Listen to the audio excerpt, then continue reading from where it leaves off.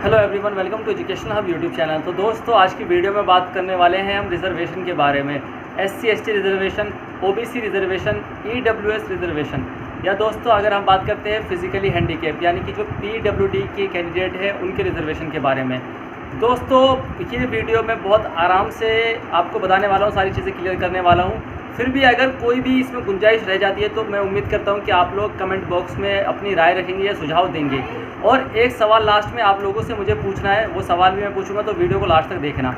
दोस्तों, जैसे कि DEET+B के अंतर्गत 32/21 की वैकेंसी आई है, राजस्थान में रीट की वैकेंसी आई हुई है।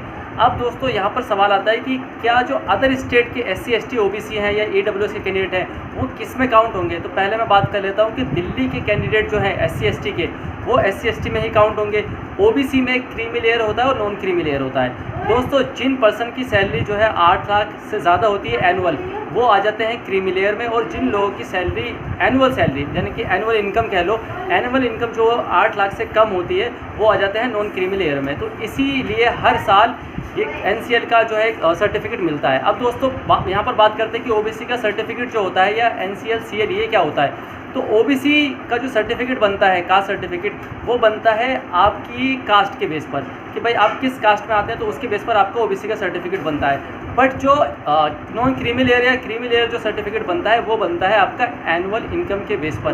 तो अगर आपकी 8 लाख से ज़्यादा सैलरी है एनुअल की इनकम, या 8 लाख से ज़्यादा एनुअल इनकम है, तो आप आ जाते हैं क्रीमी लेयर में। तो क्रीमी लेयर 8 लाख से ज़्यादा है और क्रीमी लेयर का सर्टिफिकेट है, तो आप OBC का जो है OBC सर्टिफिकेट का बेनिफिट नहीं ले पाएंगे।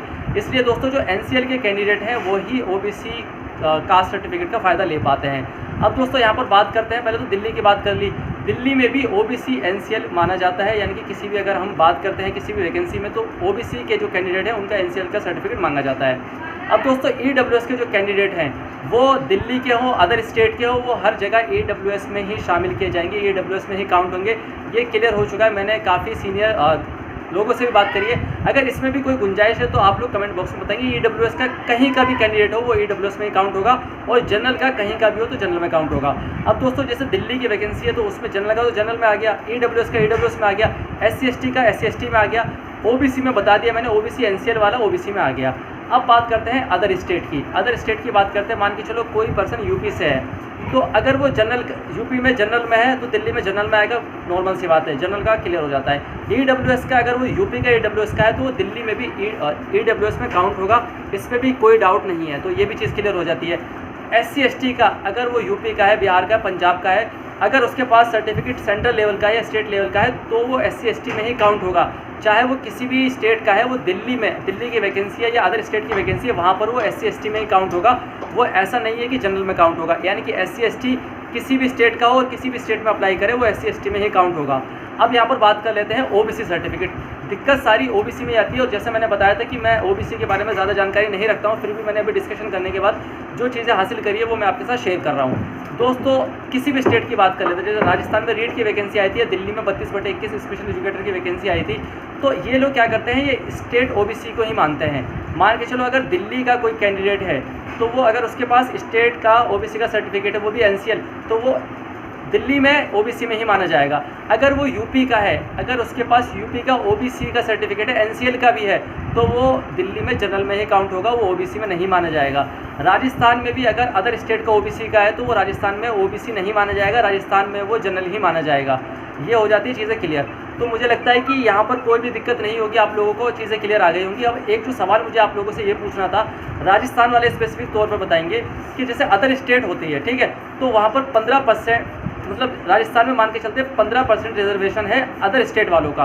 तो क्या 15% वो टोटल रिजर्व करेंगे, या फिर ऐसा होता है कि जो टॉप जो बच्चे, मतलब जो बच्चे अच्छे मार्क्स लाते हैं या जिनकी हायर परसेंटेज आती है, वही वो मतलब उन्हीं बच्चों को कंसीडर करेंगे। जैसे सपोज़ करते हैं दिल्ली डाइट में 15% रिजर्वेशन है अदर स्टेट वालों का। जब आप डिप्लोमा में एडमिशन लेते हैं, जनरल एजुकेशन में डिप्लोमा में एडमिशन लेते हैं डाइट में, तो उसमें 15% अदर स्टेट वाले लेते हैं। अब वो लेंगे ही लेंगे मेरिट के बेस पर। मगर जैसे राजस्थान में मान के चलते हैं 150 मार्क्स का पेपर होता है, 120 कट ऑफ गई, तो 120 पे अगर कोई अदर स्टेट का एक पर्सन 120 वाला है और एक पर्सन है 150 वाला, एक पर्सन 145 वाला, एक पर्सन 140 वाला, तो वो टॉप वाले लेते हैं अदर स्टेट के, या वो 120 वाले भी ले लेंगे।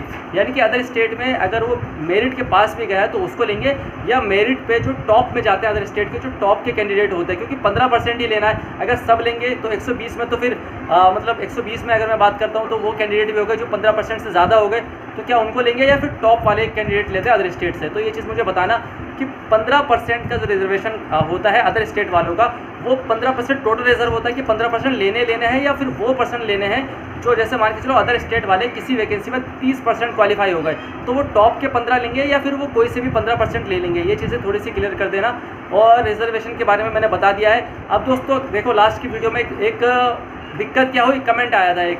अब मैंने उसमें एक पर्सन ने पूछा कि क्या SC/ST अदर स्टेट में SC/ST में काउंट होंगे, तो मुझे लगा कि OBC भी मेंशन किया हुआ है, मैंने लिख दिया नहीं। अब वहाँ पर मैंने करेक्शन तो कर दी, बट ये कि जब एक चीज़ मैंने यहाँ पर बोल दिया, अब दोबारा वही चीज़ पूछता है ना, तो कभी कभी क्या होता है, अनकॉन्शियस माइंड होता है, इंसान थोड़ा सा बिजी होता है, कोई काम कर रहा होता है, तो सही से रिप्लाई नहीं दे पाता है। तो थोड़ा सा ना, अब जैसे मैंने यहाँ पर चीज़ें क्लियर कर दी कि भाई क्रीमिलियर नॉन क्रीमिलियर, और मैंने आपको सुझाव भी मांगा है, मैंने SC/ST के बारे में बता दिया। तो अब ये क्वेश्चन रिपीट मत करना कि क्या सर SC/ST वाले अदर स्टेट में SC/ST में काउंट होंगे या नहीं होंगे।